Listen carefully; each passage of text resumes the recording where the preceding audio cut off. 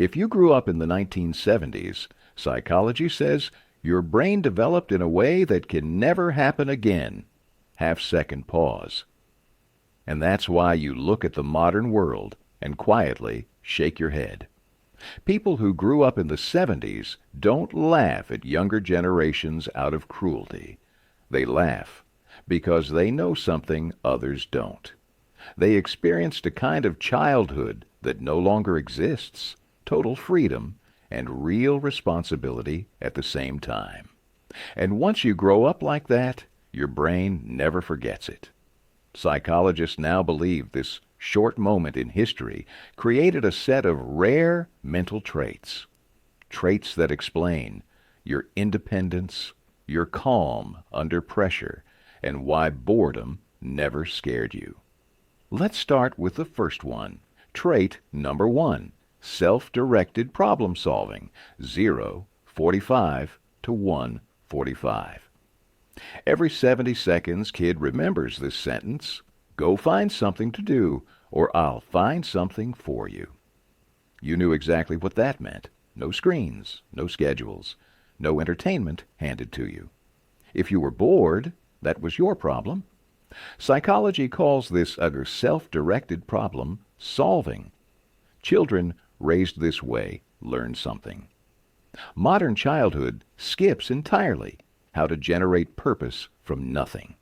That's why you explored for hours, built forts, read books until sunset. Your brain learned independence early, and that independence didn't just make you creative. It made you calm in chaos. Trait number 2, adaptive risk calibration. You climbed trees too high, rode bikes without helmets, lit fireworks that probably shouldn't have been legal. Every scrape, scar, and close call trained your nervous system. Research shows kids exposed to real physical risk develop better threat assessment, lower adult anxiety. Your brain learned the difference between danger and discomfort. That's why when things go wrong today, you don't panic, you act. Pattern interrupt. But here's the part most people will never understand. Trait number 3, comfortable solitude. You spent hours alone, and it never felt like loneliness. No phone demanding attention, no algorithm chasing your focus.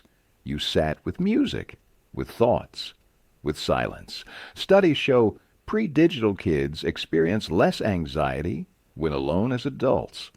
Modern research found people choosing mild electric shocks over sitting quietly. You'd probably laugh at that.